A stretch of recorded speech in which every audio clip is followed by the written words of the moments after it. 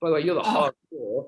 Well done. Who's been here every day this week? Who's a hardcore? Maggie, Ava, Martine, Noel, hardcore. Give yourselves a pat on the back for your hardcoreness. Or maybe you're just cheap bastards who doesn't want to buy my products as most as they can for free. You know what? That's probably quite sensible. I don't blame you. I've done that too. So, Can I just say, I've learned so much that I've already changed my Facebook post and feeling much better about it and telling everyone. Well, I appreciate that, Maggie. Thank you. That's the kind of customers I like. And has anyone bought it? Because I saw about 75 people have already bought the full thing, which is nice because normally people don't bother buying it until you have what's called a pressure point, which is like a price hike, which we're not doing until next week. So to have 75 people buy it already is actually really good at this point because we've probably only done a quarter of the sales at this point. Anyone here a buyer? No people in. No one here? No one at all? There's 75. Yes, Chrissy, you get special guest privileges. Why did you buy it? Would you mind saying? By Wednesday, I just sort of was like, yeah, I need to do this. And I've been actually really stressed yesterday and today because I have issues with spending large amounts of money because I don't have very much money, and but knowing that this was a good thing to do, and I now feel so much better that I've actually just gone and bloody spent the money. Thank you, and that's nice to hear, Chrissy. I think you're not alone. There's something about the admission of incompetence and the investment in getting out of that. Yeah. So it takes a humility to say, you know what, I'm not actually that good at this. I need to learn this. But when people say I need to do something, like I need to give up smoking, they never do. So the key thing is the commitment. The key thing is, you know what, I'm going to commit to watching one of George Cow's YouTube videos for free every day, but it's a solid commitment. Yeah, the nice thing about spending money is there's actually a solid, you put your money where your mouth is, and then you're like, you know what, I'm glad I did. There's almost like a feeling of, I think there's often when people buy something, it's a little bit like, oh, I hope I haven't wasted my money, because it's always a risk. There's always a gamble. But, hopefully after having a taste, you've got enough of a taste that you go, it's probably going to be a good investment, right? And then there can be that feeling of relief of, God, at least I'm doing something to get out of this, as opposed to, I just wrote an email that's like, if you do what you've always done, you'll get what you've always got. So those of you who are like struggling with money, crap at marketing, not reaching the number of people they could reach, you can get stuck in that pattern. And then it's like, if you just keep hope is not going to get you out of it. Yeah. So as I said, if it's not my course, do another one. So I recognized that I was doubting myself, that I knew when I really listened to my gut, when I really listened in an embodied way to myself, that I knew that this was a good idea, but I still went through the circus of, doubting myself and ringing loads of people for advice and all that sort of thing. But in the end, because since doing the Embodiment Conference and stuff like that, and I have been working quite a lot on embodiment, I was more aware of that journey in my body this time, and it really helped to kind of make a decision and go for it. Wow, that's absolutely felt really authentic. I didn't pay her at all to say that, and that's a really nice way to start our webinar. So thank you very much, Chrissy. I couldn't have asked for a better authentic referral. And I like this idea of your gut telling you it's a good thing, and you might still feel a bit nervous because it's, first date nerves kind of thing, or like, hey, I've made a leap here, I'm going into a new area, but it's not coming. Don't ever buy from anxiety or stress, my stuff or anyone else's.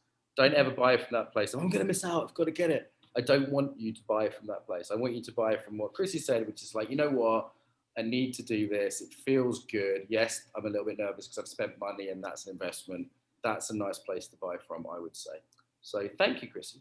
Okay, we weren't supposed to start with that. I was going to do that at the end, but anyway, that was brilliant. Okay, welcome to the final day. Give yourself a round of applause for making it this far from our free series. Today, we're going to look a little bit about referrals, relationships. I'll be taking some Q&A, and I think we should do some embodied work today because that is our special sauce. Okay, let's not do that metaphor again, Mark. That's the special sauce, so we're going to add a bit of that today as well, and there'll be time for some questions. once again, hello to our people in Zoom. How do I get into the Zoom group, Mark? You buy stuff from us. Then you get into the dojo group from now on for all the things we do. If you're on YouTube, that's okay too. We have our people there who can put some of the questions this way as well. So you won't be ignored if you're on YouTube. Okay, so I think, sort of jokes aside, congratulating yourself if you've come this far. You've invested a week, and that's a lot easier. That's harder than putting your head in the sand. Even though I am remarkably entertaining and good looking, or Erica maybe more, even though that is the case, it's still harder than burying your head in the sand and saying, oh, I'm not very good at marketing, but I'll just hope I get better. Yeah, you've actually tuned in, you've put it in your diaries, and you're learning something. So respect. That's the first thing I just want to say to everyone. Respect to you. Yeah. The main thing we've done, let's recap the week, and then we'll add some new stuff. The main thing we've done this week is what? What is the main thing we've done this week? Put it in the chat.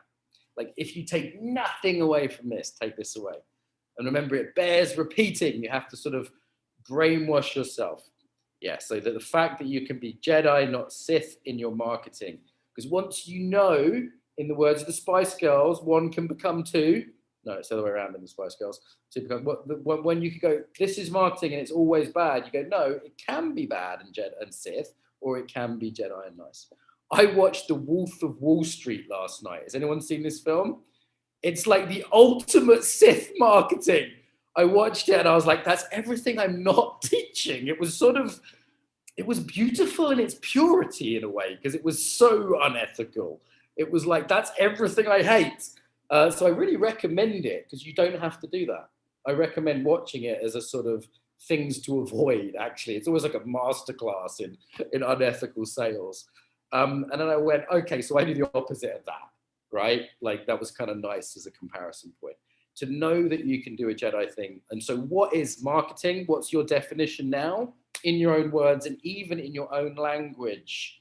If you're one of those people who was unfortunate enough not to speak God's language of English, what was, put it in German or French or Latin, if you're an ancient Roman, I don't know, whatever you speak. It's really nice to put it in your own language. It's a little teaching thing. It makes you process it. What is language? And like, when I say your own language, I mean your own slang, your own vocabulary, as much as like English or French. Mandalorian marketing. Okay, I'm out of date. Clearly, we're getting up to speed now. Down with the kids, Carolyn. So what is marketing in your language? I'd love to see it in Dutch, and obviously not French, Portuguese, whatever. Telling the truth, great. So it's telling the truth about what? It's not just the capital of Mongolia is Ulaanbaatar. I think that's true.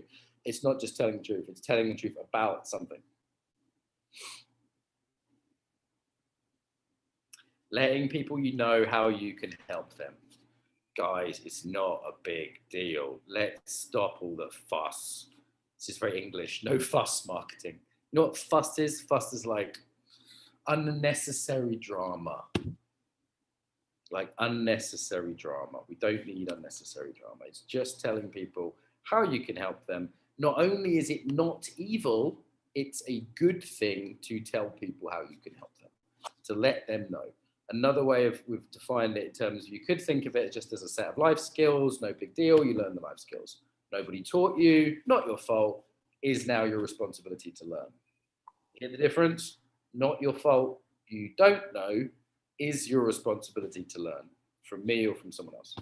Okay, so why is it your responsibility? Because you've got gifts, and I would love those gifts to be in the world.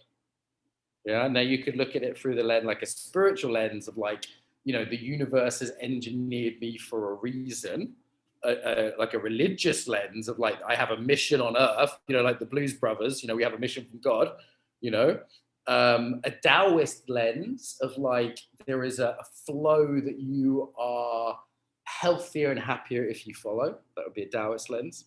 Yeah. Many lenses you can look at this. We looked at the sort of tantric lens that marketing itself can become a spiritual practice. I was coaching someone today and they were like, oh, I'm so stressed about social media. I was like, then don't do it. You don't have to do it. Like, if it's not fun, don't do it. I was like, is there a way we can make it play? If not, don't bother. But that's another lens. Just like, how can I make this play? How can I make this fun? Like, I don't have a bad time doing these calls, right? I'm not like, oh no, I have to go on a call. Yeah. Okay. Good. Good. Okay. Then we looked a little bit at niching, the fact that, you know, you can't marry everyone, but it's good to have a specific audience, that it's a specific problem you're helping people with. So it's what problem you solve for who, in what way. Okay. Talked a little bit about how social media can be useful, but you don't have to do it if you don't want to. We also talked about a lot of the internal stuff, haven't we, Erica? Like, you know, bringing up stuff around worthiness. Anything you want to say, Erica, on that? Just a recap. Oh, yeah, sure. Yeah, so I think with a lot of the women that I work with, and I work with women who are too nice, their underlying reason that we're a bit too nice is a lack of our own sense of our own worth and connection to ourselves. And that can really show up in then when we want to put ourselves out and market. So it's really sort of that sense of coming back and connecting with your sense of yourself, separating it from sales or achievement or other people's validation of you, connecting to that place. What do you love? What are you good at? And allowing that to take up space separate from other people's response. So it's sort of like this internal shift for me, coming back, connecting to worthiness, taking up space from that place. And then it becomes much easier to say, I've got this thing, I do this thing, I can help you with this thing. And it's like, it's coming from an internal sense of knowing oneself, trusting oneself, having worth, and then offering it. Do you want it or not? Not, oh God, I don't know if I've got worthiness, I need to prove myself out in the world, please love me, buy my thing, I don't really know. You know, there's a real marked difference there. And I think this work, we do this work internally, and then we take it into our marketing. And actually more and more what I'm realizing is, and this is a story in my path as well, doing the marketing can help you really connect with that experience as well. So it's this twofold thing. Wonderful. Do you like Erica? Should we get her back? I brought her on as a bit out a point. Could give us some love, blow us some kisses. She's helping us out. She's getting paid. It's not free, but she's helping us out. And like she is an approval junkie deep down still, really. So do give us some love. I know, I'll try and receive it and not need it, but still like it. But you know my worthiness without it. That's the other side of the tantra, by the way. People are like, what if everyone hates me? I'm like, no. What if everybody loves you? That's the really one for a lot of people. And what if you're really successful? There's also, I think, a fear of success, you know? So, oh, what if I'm really successful? Will people not like me then? So yeah, it's great stuff to go into. We can play with that. I've got a fun exercise around that. Vicky's giving me a little heart. Has everyone found the heart symbols? You know, you can do this now on Zoom. I'm sorry that the YouTube people can't do this. There we go. Marketing with heart. That's what we could have called this. Okay, so let's start with a bit of self-care. I view, essentially, I think a really good frame is learning about marketing is self-care. Or if I put that in a slightly more provocative way, because, you know, Mark Walsh, not learning marketing is a form of self-abuse, right? Not learning to make a decent living doing what you love and serving other people doing that is actually a form of self-abuse. Don't do that, okay? That's Uncle Mark's recommendation for this week. Stop it, okay? That's basically what I'm asking you to do. Stop self-abusing in that way, you know? So let's come back to a bit of self-care pose. Some of you have seen this from Embodied Yoga before. Give yourself a hug, relax your spine, close your eyes, turn your camera off if you want. And actually touch yourself like you matter, like you would hug a friend.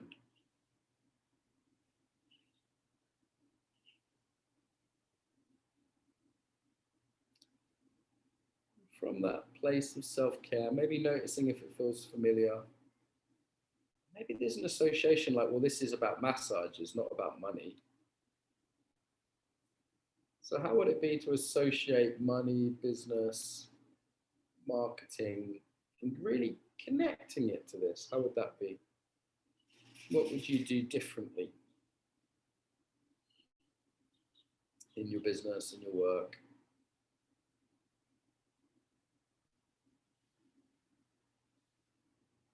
What would you do differently if really your business was part of self-care, that your kindness was not only kind to others, but included yourself? Think of marketing as ethical marketing as kind to yourself and others. To both, right?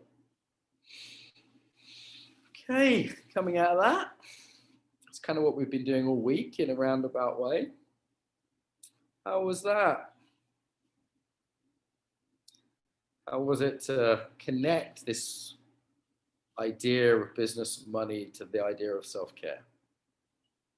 To see your marketing as a way of being kind to others, because you're telling them how you can help them, but also a way of being kind to yourself. Yeah. Remember, it's the win-win or it's a lose-lose. Spiritually, that's always true. And long-term relationship, that's always true. I spoke to a guy today who wanted to buy my services as a mentor, and I actually ended up recommending someone else. Why did I recommend someone else? Because that person was a better fit than me, right? Now, that might look like I lost, but I bet he trusts me now, right? Because I bet he's looking for ways to pay me back, or give me an iTunes review on the podcast, please do. Or, forward my stuff to a friend. Because I just genuinely went, you know what? I think you need a meditation teacher as your mentor, and I'm not that. So I gave him the details of my friend Miles and my friend Martin. Cool. What emotions came up for you doing this? Is it too radical, like marketing as self-care? Is that too radical? Is it landing? Like, give me some feedback here. I want to know if I'm just making any kind of sense or not. Because it is just, I don't really come across that idea. Like, that's a Mark idea as far as I can tell. It's not the most normal idea.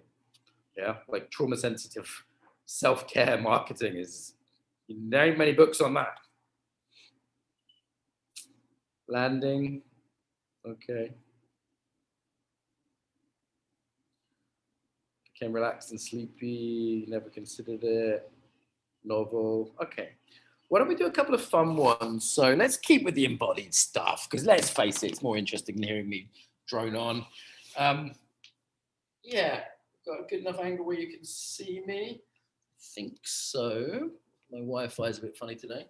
So let's do, what are you really passionate about sharing? Because that's a big part of marketing, is that if your passion isn't coming across, why the hell else would anybody be interested? Like, most of what people buy is not the logical product you're selling. And I know some people here are embodiment teachers. Someone asked me, hey, do I have to be an embodiment teacher? No, you could be anything. My friend makes maps. I mentored my friend Alice. I've known her for years, but I mentored her a couple of years ago, and she makes maps for kids, and she fucking loves maps in a way that I can't explain. Yeah. And by the time she's talked to you for 5 minutes about maps, you love maps. It's just infectious. She's like, maps are the best thing ever, right? And she's talking about the keys and this and that. So it's like your own enthusiasm, and it can be quiet, but there needs to be heart in it, okay? So give this a go. You can do the standing up version like me. That's the full version. Or Erica, do you want to show this like a sitting, more subtle version? So just, yeah, sitting down, Erica, for you. So the head goes back a little bit. The chest goes up. Obviously, don't damage yourself. Depends on your physical limitations. What do you love? Give yourself a kind of rub on the chest here and the heart area.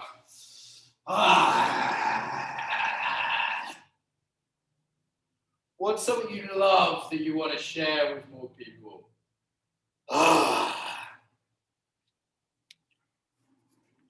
Because that's all we're talking about. Sharing what you love with more people who will love it. Right? Finding people who love what you love. That would be another definition of marketing. Not people who are like, yeah, whatever.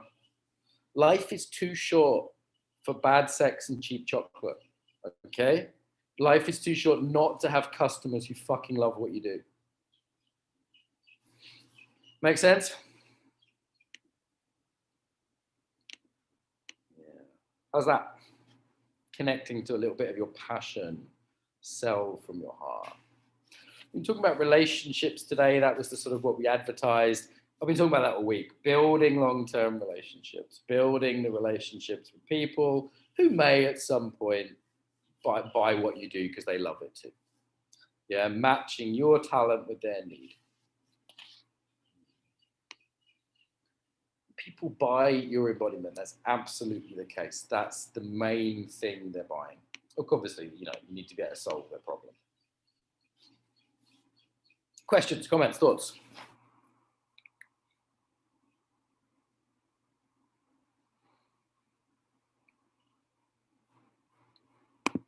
Anything from the YouTube group?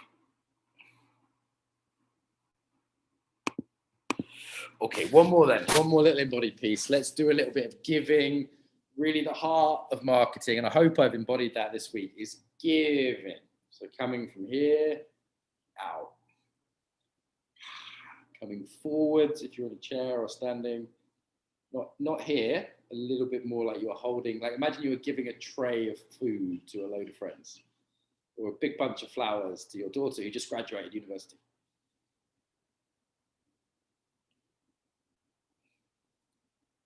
What is it you would love to give? Don't overgive, keep centered, keep balanced. You need to be able to be there for a while. What is it you'd love to give?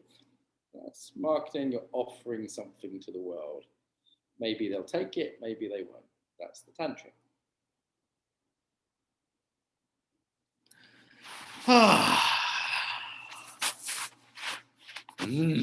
How'd that feel? Some nice comments there. Good. That really worked for me. Yeah, like one of the things in the course is a whole bunch of somatics practices. There's a whole like section in the course of somatics practices. Like one we haven't done is taking up space. Erica was talking about that, right? Like being able to be visible. There's a somatic practice to that. Another one is being able to be seen. There's a somatic practice to that, And then we have all the little micro somatic practices of like when someone gives you money, when you ask for payment. I think we did this on, was it session 1 or 2? And you can practice this one more time because it's all about practice. Say the cost of what you offer. Therapy, yoga, whatever you offer, just say the cost of it out loud. 100 euros, €1, whatever it is. 1,000 euros. Okay, now add 50% and say it again. Still breathing? You're okay there, Chrissy? Now add 50% and say it again. If you put your feet on the ground, the earth is your friend. She loves you. Love her back. Now add 100%, double it. And notice if a story kicks in, like, I can't charge that much because then blah, blah, blah. Now, just for fun, times 10. Times 10.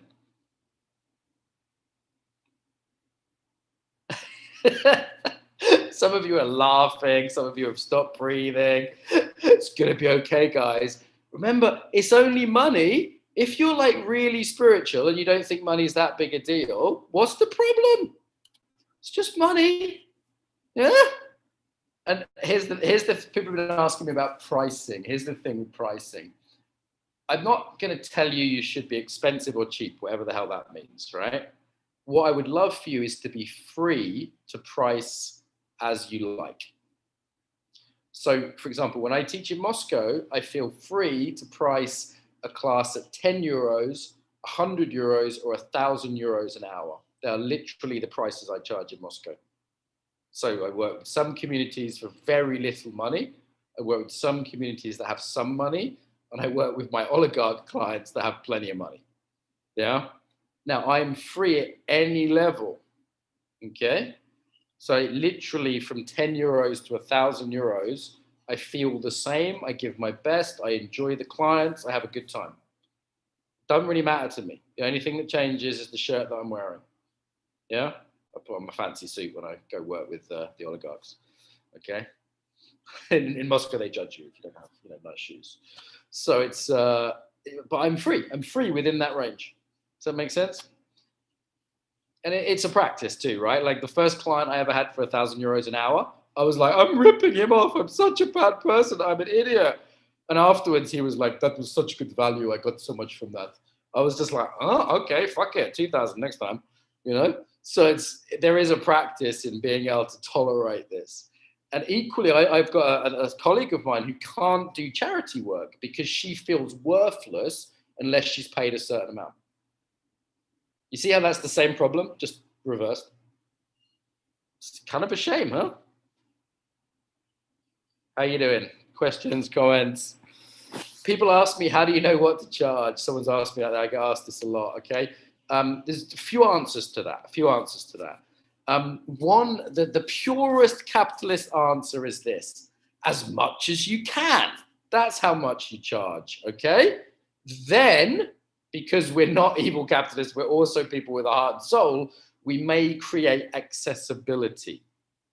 So these are the two sides of my being, okay? So, but here's the thing, until you can do the first side, you're not creating accessibility, you're just being a victim.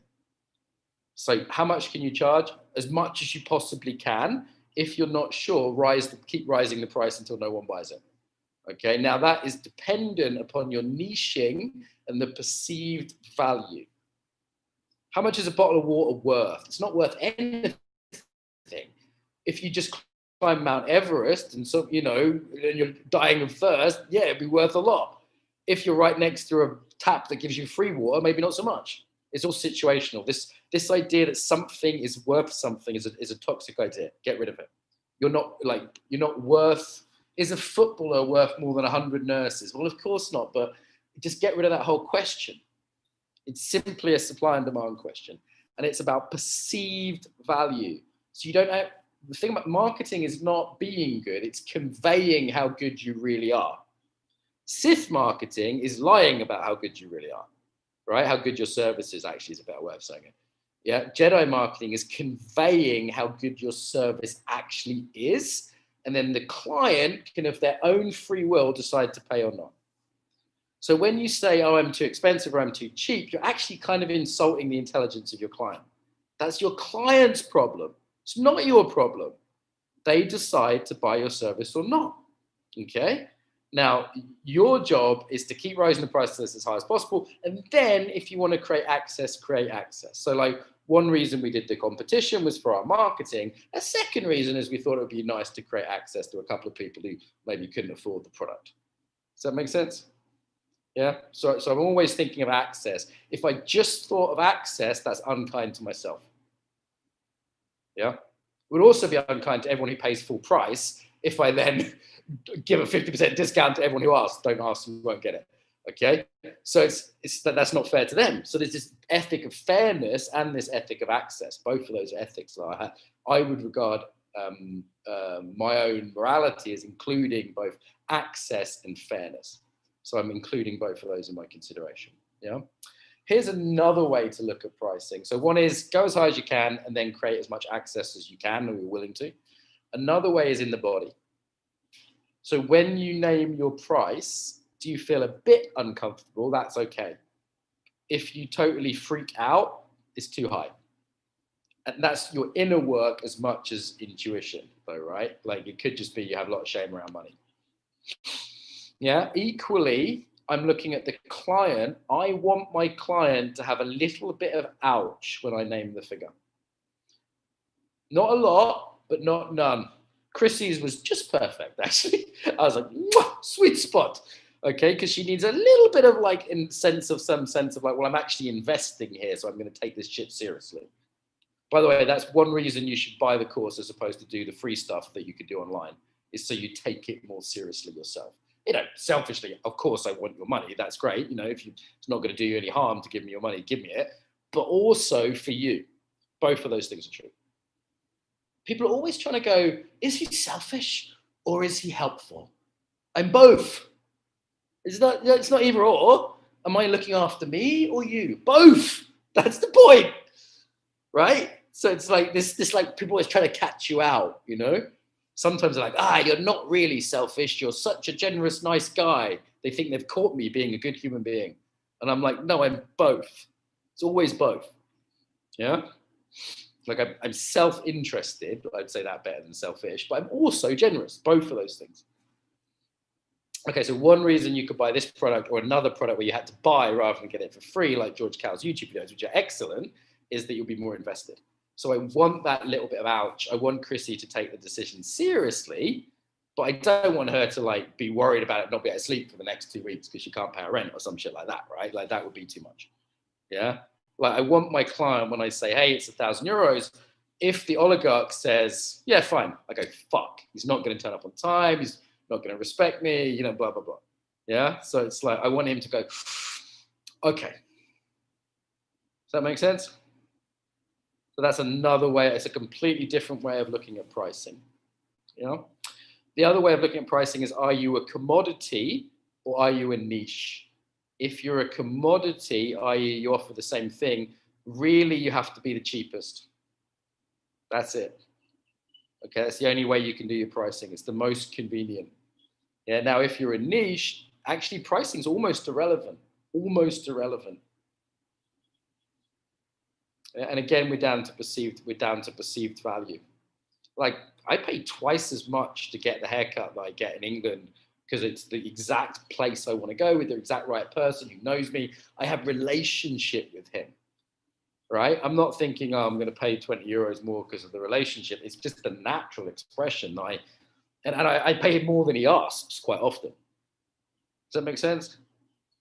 Oh, by the way, that's a sign you're undercharging. If your students keep giving you extra money or bringing you fucking cookies for your yoga class, right? Because they're wanting to give back. They're wanting to reciprocate, right? And they're not giving you enough money. And because they're decent human beings, they go, oh, maybe I should like bring them some biscuits. You know, do anyone have that? Anyone have students who like bring them cake and stuff? Or like they want to help you out somehow. They're like, here, have my handcrafted peacock feather earrings, you know? And you're like, just charge them more money. Make sense? And by the way, if you have like good students who you do give a discount to, and they start doing that, allow them to, even if you don't really want their essential oils, okay? Because that's them trying to balance things out, because human beings are mostly good people and most human beings want that reciprocity. So if you have a student who genuinely doesn't have money and they start baking you cakes, pretend to like the cakes, take the cake. Make sense? Because they're trying to give back. Yeah? Okay. So lots of things we could say about pricing, lots of things we could say about donation, but there's a few bits of input. Useful, something useful there. There's no right answer to this, right? I couldn't just tell you the solution to this. Anything you want to add there, Erica, about your journey with pricing? Yes, value the non-monetary giving if that's what they're giving. No, I think. Oh, go on. You want me to add something? Yeah, go on. Yeah, I was just going to say, no, I don't really have a huge amount to add. I think the key point in what you just said was the distinction between self-interested and generous. And again, it's just one of those things that we think is an either or and can be both. And I feel like that is key. So how can I cover my own needs whilst also being generous? And I think I've got the balance of that in my own business now. I have an ecosystem approach. I offer bursary places, but I also charge the amount that I need to cover my needs. It feels great, you know, it just feels, then I can be generous wholeheartedly, and it feels really good. Yeah, I gave away 2 hours of my time today, but I'm coming from a place of abundance where I'm not like resenting that because I'm broke. Yeah. Okay, cool. So some questions here. The course, how long will the course take? I think we figured out it was about, was it 10 or 15 hours of actual content? So there's quite a lot of content there. I advise that you do it over time. I would suggest something like 3 months is a good time to do it. There's a couple of Q&A sessions we're giving away that are over that, like one a month, I think it is. That's if you buy it by Monday. The Q&As are bonuses, and I'd say spreading it over that time is quite good. We are going to do an extra Q&A for everyone on Sunday, by the way, now, just to let you know. We're also going to do a rerun of our ethical marketing day. I kind of thought, you know what, maybe not everyone likes my style, but still needs marketing. So we're going to do a free rerun of the ethical marketing tomorrow, and then you can look at all the other teachers in the space. Normal Sith marketing would regard that as complete insanity, by the way. They would say it's complete insanity to present 5 of your competitors the day after a course for free. And I'm like, no, I'm going to email everyone. You're going to all get that for free tomorrow, the rerun of the ethical marketing day we did last year with all the different speakers like Tad and George, because maybe they're a better fit for you, right? It's like, you don't like me, you might like my sister. I didn't realize you're a lesbian. No worries. She's married and she's awesome. Here's my sister. Okay, like it's like different things for different people. So, you know, there's that. If you do like my style, I would say go for it. Like, I don't really know what to say from a sales pitch other than if you think this has been a good week and you've got value from it. If you didn't, don't worry about it. But if you did, fucking go for it. Just buy it. Like, it's 500 quid. A year from now, you're not going to be like, oh shit, I shouldn't have spent that 500 quid. You will have easily made your money back. In terms of the, like, how much it is, I'd say it's probably like work your way through it over a few months. There's not like set homework. I find most of my students are fairly developed people, and I don't want to tell them you have to do this on week 1, this on week 2. I give, for example, a whole load of money exercises there, and you'll probably pick, say, 5 that you really want to do. Yeah, like we talk about your money story over your life, where you write, there's exercise on writing down all your beliefs about money. There's definitely more stuff on pricing, but some of you won't need to do them, so I don't want to like tell everyone they have to do them. The same with the embodied exercises, this stuff we haven't done.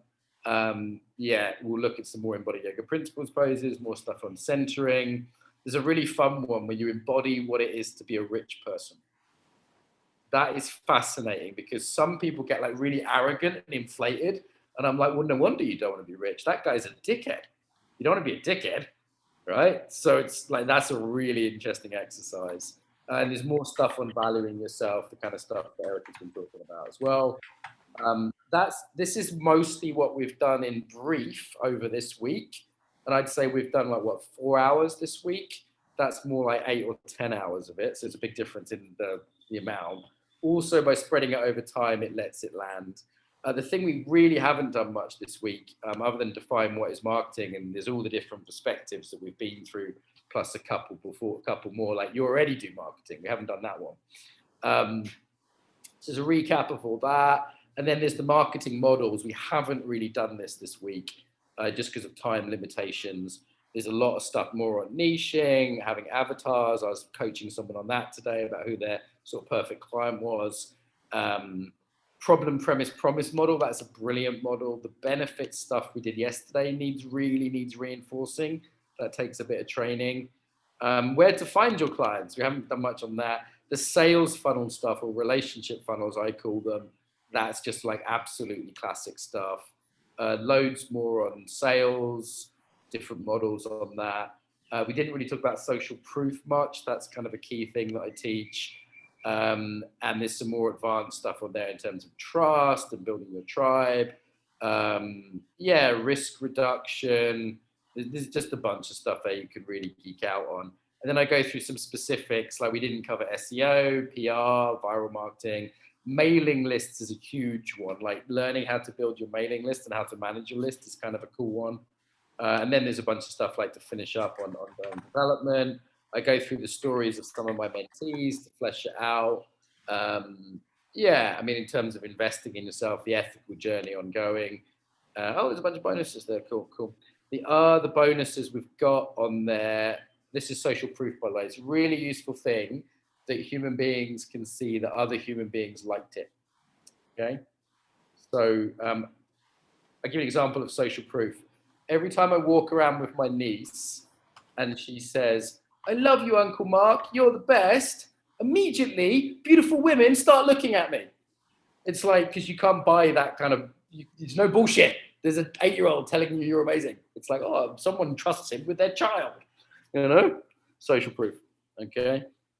Yeah, so George's stuff, George is really generously, George practices what he teaches in generosity. He's thrown in a bunch of stuff and that's all available till Monday. After Monday, we're taking that away.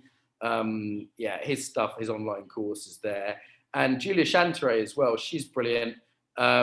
Stuff, the more on pricing, if you like what we did on pricing, Julia's really good at that. She's a long-term business advisor. She's a sort of cynical, sassy Brighton woman. I love her to bits. I've known her for years. She's probably helped maybe 1,000 people start a business in Brighton. Like, she's been around a while doing this stuff. So there's a thing on pricing. Again, these are the bonuses that are around till Monday. We didn't want to rush you on the price things. The big price hike is on, I think, Thursday or Friday. It's 50% off until Thursday or Friday. We wanted to give you a bit of time to think about it after this. You know, I don't like rushing people, pressuring people. You know, but at a certain point, if you don't have a point where the price changes, people just don't get it. People just don't buy. So, you know, we found that we do that, but we make it, you know, a little bit gentle. So, you know, the price doubling. Yeah, any questions on the product specifically? As I said, I know a bunch of you have already got it, so well done. And I would say, if you've enjoyed this week and you've got the money, buy it. If you haven't enjoyed this week, then don't. It's like, it's not your cup of tea, that's all right. Cool. Great marketing for our websites. I talk about a lot of stuff on there in terms of some stuff on copywriting. There's some stuff on websites specifically. There's a video. Most people don't know what a website is. Here's the question I'll give you this one for free. When people say, is my website any good? The first question I ask them is, what's it supposed to do? Right? And that's my website. Yeah. But what does it do? Does it does it find the emails of strangers? Does it make people trust you? Does it help people choose? What does it do? That is the question most people are not asking, even before they build their website. So if you, this again for free, there's a whole video on this in the series, but if you just go, what's the point of my website? You'll probably radically change what it does. And then you can apply all the things we've learned. Is it authentic? Is it from the heart? Is it speaking the language of my target audience, or a whole load of jargon and bollocks? You know, we haven't done visuals, that's in the course. Do the visuals match up with the brand? Blah, blah, blah, blah, blah. The first question though is, what the fuck's the point of my website? Jamie, 15 hours of content, but yeah, it will take a lot longer than 15 hours. I would say a good investment, something like a steady, maybe probably like geek out for 5 hours and then spread the rest out over about 3 months. That would be a good way to learn it. So like dive in, get a good chunk of it at the beginning, you know, spend a whole half day watching 5 hours of it, and then do maybe 2 hours a week for the next 3 months. That would be a solid amount. And some of it's about habits, you know, the habit information, like I'm in addiction recovery, and in addiction recovery, you go to rehab for 90 days. Now, just to be clear, that was a long time ago for me. I'm 14 years sober. But when you first are in addiction recovery, and some of you are in sort of poverty addiction recovery, yeah, or hippie addiction recovery, you sort of need to build a new habit. That's where you go to the Priory for 60 days or usually 90 days. Or if you can't afford the treatment center, you have 90 AA meetings in 90 days. You go to a meeting every single day for an hour for 3 months. And at the end of it, you're like, yeah, why did I ever drink? That was fucking stupid. But it's like, you have to sort of re-brainwash yourself. So it takes sort of 2 or 3 months to build a habit. That's generally why I make as much content as I do for courses. It's enough to chew on for that period of time. Is there anyone else here who's bought who wants to say why they've bought? Because Chris gave us such an authentic piece of social proof earlier. Is there anyone else on the call who wants to say why they? I know there's 75 of you out there, so. No one else here? Why did you study with me as a mentee, Erica? Because you invested quite a lot of time and money in studying with me over the years. Why did you do that? Yeah, I was just going to say about the course as well. I've done 2 years mentoring with Mark, but I've got the course, and I'm going to be going back to it myself because it's a great like bullet point list of everything that we've covered, and it's so good. So just and I texted you saying that before this call. So just to say that.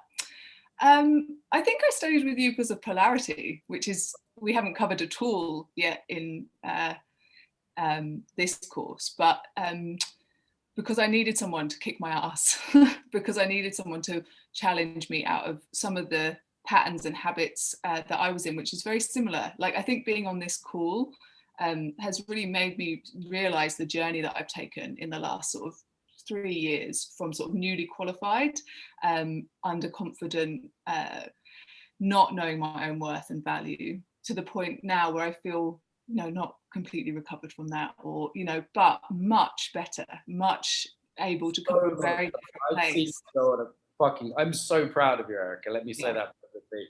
I've seen you go on a massive journey over the years, and you know, we always joke about this, like if we can do it from our like shitty working class Buddhist background, like Buddhist, socialist, working class, and you have female on top of that, because in my experience, women are a bit less confident around this stuff because of what this is Mark the feminist. It doesn't come out very often.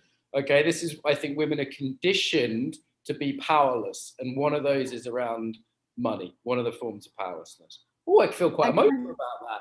Fucking hell. The last thing I've said on this week's course is Mark the feminist. There we go. Is that my bullshit? I just want to add to that. So I really feel like in the work that I do, so I've come on this journey and now I help women in the same thing, which is what you're doing. But also, I was going to say this earlier, it feels like the taking hold of the marketing is the aspect of embodiment of that coming up and taking its like right responsibility, right? So rather than outwardly looking for others' approval or relying on other people, there's something about coming back to our worth and then taking hold of our business, and that's creating our own safety, right? It's creating our own, I've got this locus of control in that, yeah? And that's got such dignity to it. That's like the taking up space, the knowing one's worth. And from there, we offer something out. I just think so powerful. You teach this from now on. Let's give Erica some love for that. Come on. So questions, how long is it available for? It's available forever, unless the internet breaks. Okay, so it's available forever. Not in pounds, it's in dollars. So 500 US dollars, freedom dollars. That's a little bit less than euros. So I think that's something like 450 euros and about 400 pounds, I think, something like that. So it's US dollars. We've got stuff coming up, freebie tomorrow. So we've got the Ethical Marketing Day. If you didn't like me and Erica, obviously you have terrible taste, but you might like Tad or George or Julia or some of the others who are tomorrow. And we're doing a free Q&A. If you didn't get your questions answered, Sunday Q&A here, same time, same place. Anyone who's bought is welcome to come to the Zoom. So if you're watching this on the YouTube and you're like, I didn't get my question answered, then come to that. It's only £365. Fucking hell, that's a bargain. Okay. So, we're doing it in pounds next time. And Louisa says, I bought because I wanted to kickstart to make the changes I've been delaying for too long. Yeah, I think that is a nice place to end. Okay, I don't want to do any more sales because I think by now you've decided if it's for you or for not. If you need to sleep on it, sleep on it. But if you're going, you know what, this is clearly something that's going to make my life better, just fucking buy it. Okay, Erica, thank you so much. Jamie, Sarah for the competition. Yolanda, thank you in her absence. She's been hosting us all week. And actually takes a team of 15 people to make our little company happen. So thank you to everyone in the whole team, including the unsung heroes like Lena and Aggie behind the scenes. It's a whole team of people. Cool. Thank you, everyone. I won't see you tomorrow at the Ethical Marketing Day just because I'm having a day off, like a healthy work-life balance person. And Sunday, I'll be here for the Q&A. So, yeah, it's actually been really fun. So thank you. Marketing should be fun. Bye-bye. Thank you, brave Chrissy, for making yourself on the board. Thank you very much. I've already learned so much just from this week alone, and I'm so excited for the course. Good. Pay you later. Well, I've got to go and cook dinner now, so. Go away. Bye-bye. Thank you. Bye. Thank you. Bye. Bye. Thanks for everything. Bye. Bye.